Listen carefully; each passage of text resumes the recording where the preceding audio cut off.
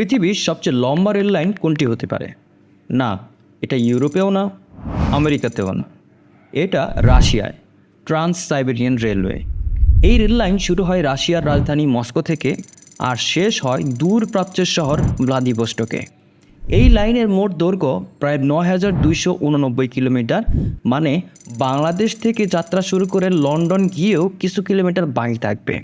এই rail line তৈরি করার কাজ শুরু হয় ১৮৯১ সালে এবং শেষ হয় ১৯১৬ সালে।